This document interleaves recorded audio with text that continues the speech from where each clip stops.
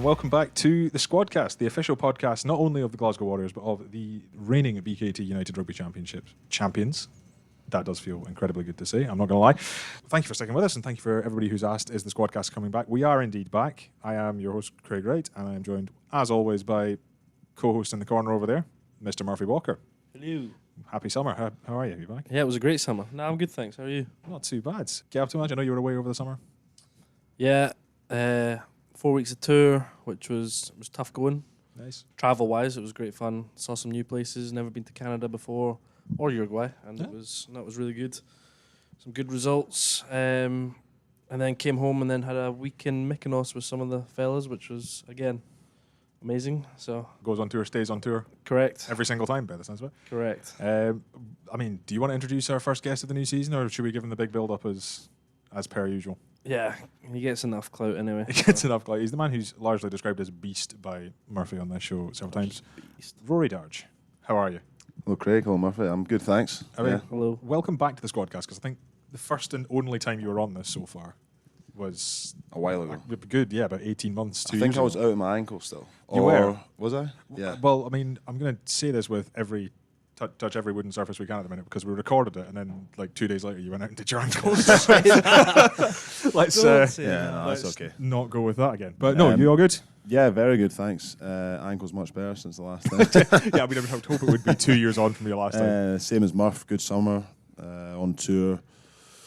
And like he said, sort of saw some places that I've never been. So Washington was really cool and doing the touristy stuff out there. And then I was with Murphy in Mykonos for a few nights, followed by Budapest with some mates from back home, and then just got back into Scotland, chilled out.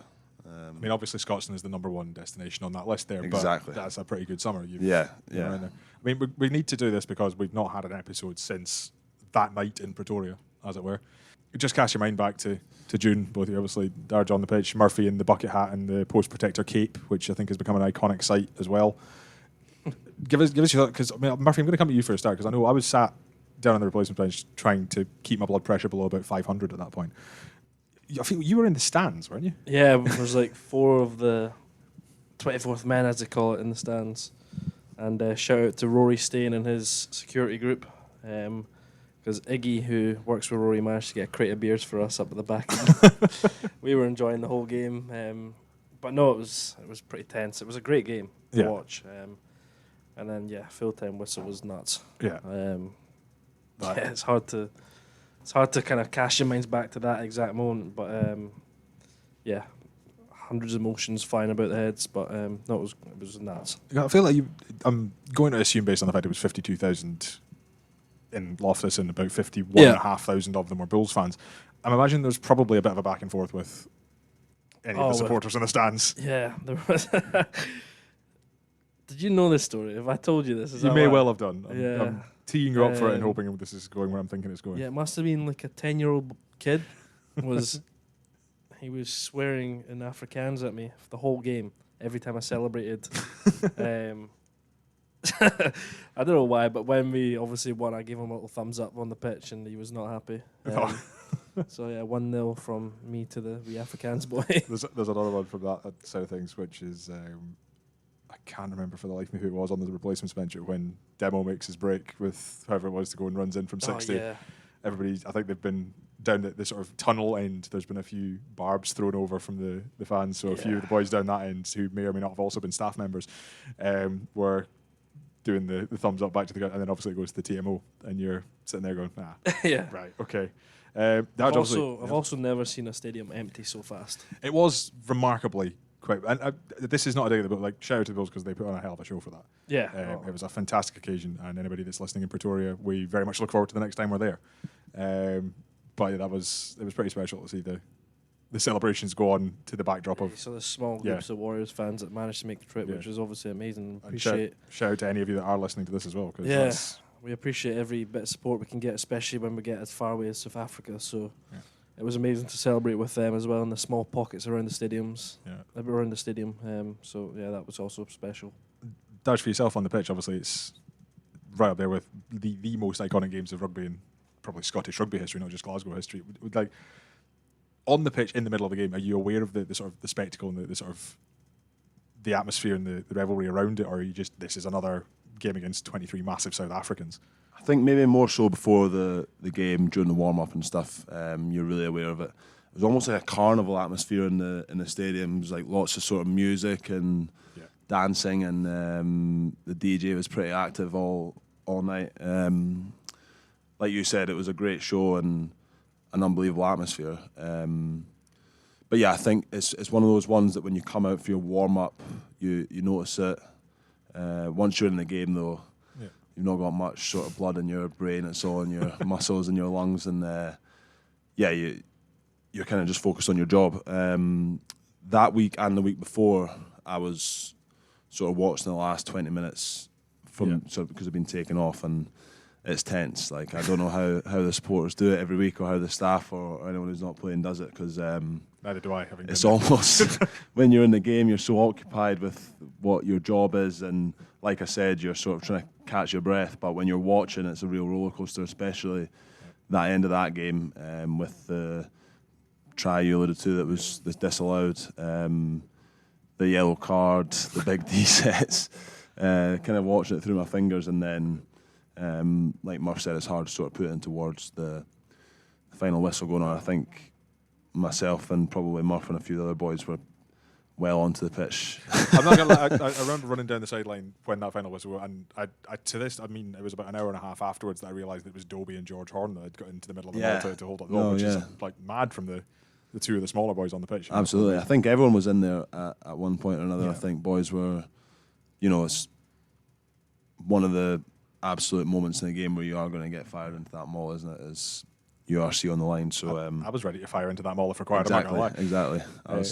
But yeah, like Murph said, it's hard to put into words. Like, whistle gone, and you're just straight onto the pitch and taking it all in. I can vouch for the fact that you were straight onto the pitch, because I think at one point or two you were outstripping Seba on the sidelines. Yeah, probably. I'm not saying that's the only time that Murphy's ever going to outpace Seba in a sprint race, but you were right there. Yeah, absolutely. Just getting into it, and that night, sort of 4 or 5 nights after or whatever, back in Glasgow, was just really special times. Yeah, it was a bit of a whirlwind again from everything on the. Obviously, you've got the pomp and circumstance of the trophy lift and the fireworks and the streamers and everything going on there. The lap of honour. Have you still got the post protector that you were wearing at one point? Because I feel like that's. I've honestly no idea. It'll be somewhere. It'll be somewhere in your luggage. I've got the other one, so they'll be somewhere. But you obviously go from that. You go back into the changing room with Rallyburg. I'm assuming both of you either phoned or FaceTimed your families or friends or whoever at that point. But then you've got obviously that night back at the hotel, and we're in Johannesburg, and then you guys are straight on a flight back home again. Like, I mean, I flew back home a couple of days, the day later with the holdover staff. But what was the flight like? Obviously, it's not exactly an atmosphere that is massively conducive to celebrating to be on 2 9-hour flights in a row. Yeah, I think it was a bit different for obviously some of the boys, because you could tell some of the boys went harder than the most. But yeah, obviously with it all being organised last minute, we were all scattered about the plane. A lot of us at the back were like cramped into the 4-seater row down the middle. But it was great. I think everyone stayed up the whole time, and boys walking about with medals around their necks in the airport and that, and having the caps on. So it was pretty surreal. We managed to get a couple of Polaroid pictures on the plane, courtesy of Emirates. Nice. So no, it was cool. It was very cool seeing all the boys, obviously on such a big high. There's not much they can get you down, obviously. And that flight would have been a lot trickier had you been the sort of other side of that result. Yeah. And it's crazy, just how small margins it is that can lead to that, go another way or whatever, and you're sat in that flight, and it's all of a sudden the cramp at the back is a lot more of an issue. So you're in a mood that not much can really get to you, and everyone was just sort of enjoying it, embracing it.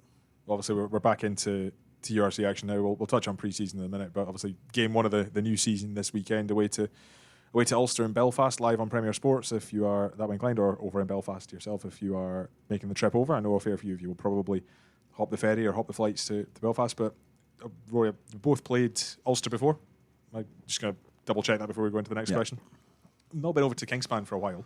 They're obviously going to be a bit of a challenge first up, especially a new coaching team, a few new arrivals in there as well. And there's the unspoken elephant in the room of we are now the champions and we've got the target on our backs. Is that something that's been spoken about in pre-season so far, or is this just a take one game at a time? It's obviously been referenced, but I think when the last time we played at Kingspan was one of my first sort of handful of games at Glasgow, and it was the first game of the season. Yeah. And I just remember the atmosphere being unbelievable. The sort of turning the lights on, they've got the Ulster song, plus it's a game that a lot of Warriors fans managed to get to, like Murph said earlier, which is massively appreciated, and it's definitely noticed in away games when you sort of look in the crowd, and obviously you're always going to see a bit more white and red, but then you see massive pockets of blue. Yeah. So I'm really looking forward to get sort of going back out there, but it's we know that, you know, it was the same as last year when we were playing against Munster, who were the champions, and you would mention it throughout the week. So I think it's all right to sort of assume that some teams might be doing that when they're playing against us, as they're saying we're going to the champions or their champions are coming to us. So, you know, it just makes every game that bit more competitive or contested, maybe. Yeah. Murph, I'm going to come to you because 4 of our off-season signings are all front rowers, so I'm coming you to the welcoming the new boys to the club. So we've got Adam, who will come on to, I'm assuming, at some point later on. Then we've got Rory Sutherland, Patrick Schickerling, Finn Richardson, Sam Talakai. Give us a little bit of an intro into what those 4 bring to the party and how they've all settled in. I think they've settled in amazingly, to be fair. Sammy obviously came later. He arrived at the same time as we came back into pre-season. And I think all have been a great addition so far. Obviously, Suz comes with a high calibre, playing with the boys on tour with us as well. He knows a lot of the boys already, so it was kind of seamless for him. Finn as well, he joined the last couple of weeks of tour and trained with everyone, so again, very seamless when he came in. And then Patrick, obviously probably the freshest face in terms of the amount of boys that he knew. But no, he's been good. He's been welcomed in by the South Africans here, and he's been speaking the native language, so I think he's really enjoying that. And they all bring something a bit different, even though they're all similar positions. They all bring something a bit different, which hopefully we'll see. But it's been handy having Suz, because obviously he was at Ulster last year, so he knows the ins and outs a wee bit. Although obviously, like Darge touched on, it's a new coaching staff, so there's a bit of that unpredictability about them. There's still, you know, you've still got those key core ways that they play that Suz has obviously helped us prep for. But no, there's been some really good new additions this year, and it'll be great to see how they go throughout the season. Well, final thing before we go on to our first question after an extended introduction, but obviously you can get to Scotland for the first time in 24-25 next weekend as we host Benetton in round 2 of the BKT URC. There's plenty going on there. Keep an eye on our social media for that, but get your tickets at glasgowwarriors.org and help us welcome your champions back to Scotstoun. Right, like we said after the extended introduction, first Squadcast question of the new year. If you're a new listener, the general format remains the same, apart from obviously they've gone from a 12-minute introduction at this point. In front of me, we have various scenarios, various questions, all relating to members of the Glasgow Warriors squad. Your job as guest this week, Mr. Darge, as you're well aware, is to give us your answer. And it seems only right in the first question of the new season comes from our chief question setter, Rory, at this point. Good to see you at the weekend, Rory, as well.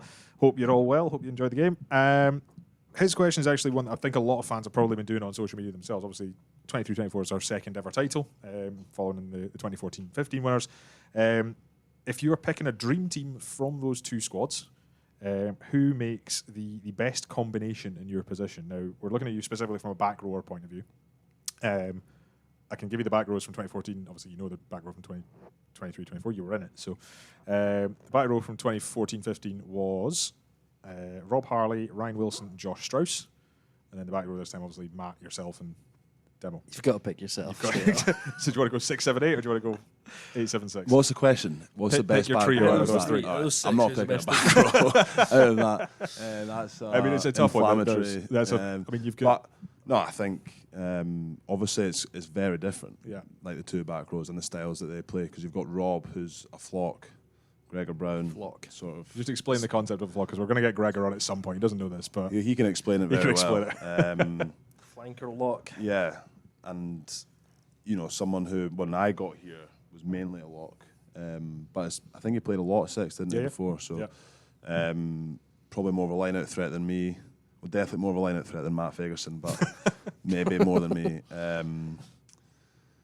And then Wilson at 7, who same again. When I was here, he was predominantly a 6. Yeah. Who was at 8? Sorry, Josh Strauss.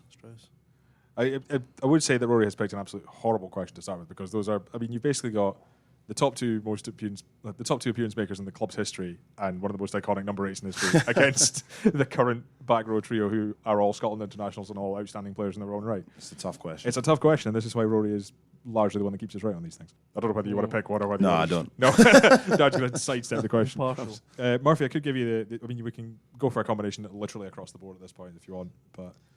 What, as in front row? Or? You can go front row, you can go backs. I know you like to. I'd probably, it's hard to look past Xander anyway, tight end, as much as I hate to say it. I was going to say, I feel like it's sort of a moot point at that point. Yeah, just because it's Xander. Coming up on 150 games for the club as well. Yeah, so we'll go Ziggy. So there's Johnny Matthews and Dougie Hall. I mean, I'll go Johnny for his tries. Just A bit of scoring. Could you go bench as well? Could you go Beast G, because Beast G scored that. Well, the benches were George Turner and Fraser Brown on those respective squads. So yeah, of course, Fraser Beast G. The perennial discussion. Yeah, and I'd go Batty as well. Yeah, you basically just pick it this year. pick That's it. fair. Yeah, that's fair enough. Back yourself. All right, moving on swiftly onwards. We'll go with the next one. We've talked about the 4 front rowers, and obviously we've got Adam as well. Follow-up question to this, again from Rory, is which new Warrior are you most excited to make their debut? Now, obviously, Adam's been here before, so we can say he counts as a new signing for purposes of this. You could also go into the academy. Obviously, we had 13, 14 players that made their first appearance in pre-season. You've got Jarry, Mackenzie Duncan. Yeah, I was thinking about Big Jarry off the top of the head there. That's the first one that came to mind. Mainly because he's such a big man. He is massive. Big, sort of strong, heavy man. So, and that's often a criticism of Scottish rugby and Scottish teams in general, is that we don't sort of bring through these players that have got that sort of natural size. Yeah. But I think we've got that in this team already. But I think that Jarry definitely brings that, and I've just been really impressed with him in training, and he showed up pretty sort well. Of attitude. Yes, 100%. So see Jarry getting a sort of competitive fixture would be really good. Yeah. Murphy, yourself? I'm thinking of the younger boys. Feels like there's heaps this year. There's an extended academy, so it does feel like we've sort of it's basically been swamped by academy players, which is never a bad thing. It's nuts. Who would I like to see? You obviously got guys who've been here last season, all that haven't made it through, like Richie Simpson, Ben Salmon as well. Yeah, it would be cool to see Richie get a game. I think he's got a bit of flair behind him that you see when he plays for Ayr in the Super 6 last year, and when he plays for Ayr this year, you'll see that. But yeah, he's got a bit of flair to his game, a bit of a Quade Cooper-esque. Okay. So I think he's one to watch. Nice. If he gets an opportunity, I'm sure he'll take it. But then out the props wise, I'm excited to see Big Sammy go. He's a bit of a character. Have you seen the clip of him when he made his debut for Australia? No. The post-match function. Sammy's up on the stage doing Living on a Prayer. No, Sammy seems like such a nice guy, and we had a team social the other night and got speaking to him for a while, and he's done, I think he did 4 seasons in Japan, couple seasons in Australia before he went to Japan, and then he obviously went back to Australia and did more seasons there. So he's been playing about different places, and it'll be interesting to see how he applies his trade here when it comes to URC. Obviously, when he's got to go to a rainy weekend down in Newport or Cardiff, we'll see how he gets on. But no, I think he'll bring something new to the pack, which will be interesting. And he's got the feeling of a name that could be kind of one of those sort of sneaky signings that nobody paid attention to at the time, but he's got a big impact in the rest of the season. He's got that sort of feel about him, I think. Yeah, and I've got a feeling that he'll be a fan favourite as well. So, that'll be my 2, Richie and Sammy. And just a final plug, get yourself in for the tickets for the Benetton game if you do want to meet Sammy for the first time. All right, question 3 touches on the fact that you two were on holiday over the summer together, but I'm going to ask you to expand your horizons here. So which Warrior that you haven't been on holiday with would you like to go on holiday with? I'm here for the sound effects as well. Me thinking. That's my thinking sound. It's better than some of the sound effects Murphy and Ollie came out with last year, so it's fine. Who? Well, you've been on holiday with 7 of us already, so And discount those 7. yeah, we can check them off. trying to think from the final, who's on the best form after. Batty would Actually, be. that's not a bit best. You right? Okay, Batty's a good one. Batty would be a good. I'll go Sheba. I think Sheba would be good value. One, yeah. He's had a bit of experience. Yeah. You hear stories about, because there was a lot of wins over the summer. And Yeah. you hear stories about the stag do's and stuff, and you're like, yeah, you could get involved with that. There were a lot of weddings over the summer, actually. I mean, weddings, A lot of engagements. weddings. There was a lot of Weddings, engagements, babies, Yeah. a lot. It was a good summer for the boys. I think we also need to take about. You've seen the photos of Sheba's wedding with the iconic sort of tan suits and sunglasses. Yeah. Yes, I'm kind of there for that. Yeah, no, it was. Yeah, you hear the stories. So yeah, Batty would be up there. He could fly us on holiday as well. That's true. You'd save money on the flights. Save money, yeah. Yeah, he's got his exam on Thursday, I think. So there, yeah. Good So luck, Bats. from Thursday on, Batty. Yeah. Just from the, you'd never starve as well. Like he's a man who knows where to go for food and drink as well. Well, we can't go far. He says it takes him about 7 hours to get down to London with this plane. So what we're saying is this is going to be a flight to like Arran or something. Yeah. All right. Okay, I'll say that. But yeah, We I'll both go agreed on Batty. Batty. Sure. Fair enough. Bat. Okay, last one I've got prepped. You've obviously seen the fact that the trophy's out on its holidays, isn't it, on the trophy tour to various charities, clubs. If you've seen it, brilliant. Thank you for showing out and sending us your photos. If you haven't, it's on its way. We're getting there. There's a lot of people looking for it, but it's something that we're very much enjoying taking out. However, we're going to ask you to pick the next stop on the trophy tour. So pick an iconic Scottish location that you'd like to take the trophy to and who's coming with you. Can't pick Aberlady. An iconic Scottish spot. Now, this can include your club. This can be whatever you want. You can think of it from a photo op. You can think of it from where you want to take it A to. photo op, friends, would probably, family, whatever. yeah. Well, Top of the 4th row bridge, right in front of the Gunners. I think I would go. Yeah. Well, when you're saying an old club and then photo op, that made me think of the Green Yards, obviously. Okay, Melrose. Yeah. I was at North Berwick. I was supposed to bring a trophy, but I don't know who. It was double booked that day. Double booked I that think it day. ended up Yeah. in Well, Ardrossan or Did something. you go by yourself? no, I went to North Berwick and without a trophy. Yeah, I went by myself without a trophy, but Did you take your medal? didn't. No. No. Yeah, I'll maybe go for the iconic Melrose photo op. That'd be cool. What are some other iconic places in Scotland? Personal to you? I'm thinking. You probably go like up near like Loch Ness or Loch Ness, Loch Lomond are easy or- ones. They're right there for you. Yeah. It's like we'd take it out on a boat, but I actually don't know whether we're allowed to take it out on a boat. There's a whole thing of what we're allowed and not allowed to do with it. Why? Because if you dropped off the side, it would be Yeah, exactly. We just go straight at the bottom. There's a lot of water there. Yeah. It's heavy. I'm surprised it hasn't been kicked down the Royal Mail yet. No, we definitely kept it on the lock and key for that. We're done with that chapter of Scottish Where's it history. actually kept? Currently in the shutter here, Oh, right, okay. in a very secure location that has a key. Noted. Very noted. Well, we need to get it over the Clyde. We do need to get over the Clyde. Get on the, what's that, the big squiggly bridge? Yeah, that is the So Squinty where's Bridge. it been so far? Ardrossan. It's been to I'm going to miss one. It's been to GHK. Ardrossan, GHK, Mar. It's been heaps of places. It's been to a lot of places. It's been to the Children's Hospital a couple of times. It's going north soon. It's going Aren't we? north. It's going to Howe, Fife, Boroughmuir, Geary, and Highland the week Wow. after. The weekend after Benetton. Who's So, doing that trip? I don't know. I know Dobie's going to Highland. I think. Right. Don't know if that's been announced or Yeah, if he knows that's Dobie's been home. announced yet. I've heard White Craigs are screwing for White it. Craigs are screaming for it, so we're trying to fight them in. Xander and Matt have both tried to get us to Strathmore, so we're trying to see if we can fit that in at some point. Brilliant. There's a fair few. I think you're potentially going to tap to go to Dundee at some point as well. I'm taking it to the homeland. No, it's a great thing to have, like, to be able to take it out and around the places. To be fair, Yeah. Like, it's Cool one to- we've definitely enjoyed. We'll do it again next year as well. So Yeah. Hopefully, at least got multiple trophies to go on that one. Exactly. Right, quick fire last one because I know you've got a meeting to get to. But we did a sort of unofficial end of season awards brief at the one with Shuggy we did at the end of last season. We're going to extend that to the playoffs. So one question for both of you to answer: what was your moment of the playoffs, not including the title, like the trophy lift in Pretoria? So you've got the Stormers game, the Munster game, the Bulls game, and technically you'd probably have the homecoming thing here at Scotstoun as well if you want to include that.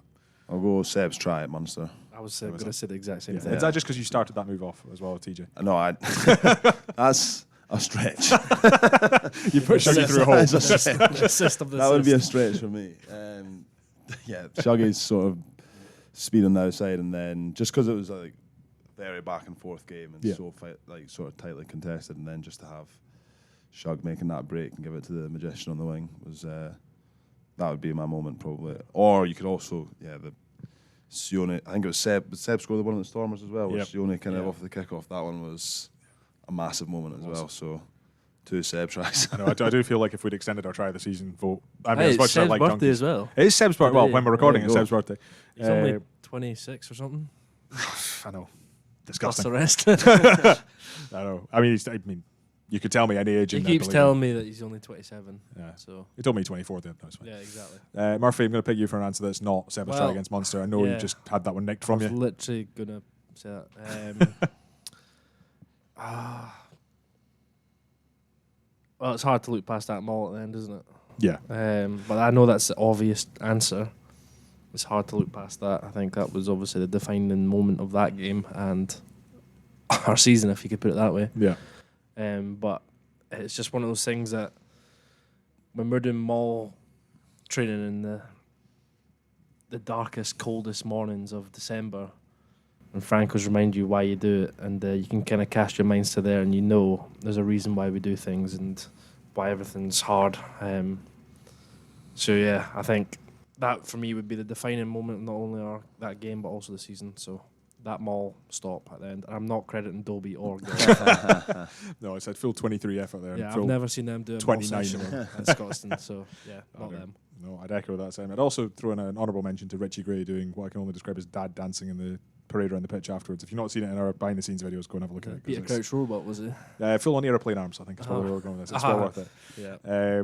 But I would agree with you on them all from that one. And on that note, we will end episode 1 of season 3 of the Squadcast. We made it to season 3. I never thought that was going to be a thing. Rory, thank you very much. Thank we'll you, let guys. Skip off to team meeting. Murphy, likewise. We'll do this all again next week. Bye. And we'll see you all at Scotstoun next weekend, Warrior Nation, as we take on Benetton in round 2 of the BKT URC. Tickets at glasgowwarriors.org. And in the meantime, give us a cheer on Saturday night when we take on Ulster in Belfast, live on Premier Sports. In the meantime, he's been Rory Darge, he's been Murphy Walker, I've been Greg Wright, and this has been the Glasgow Warriors Squadcast.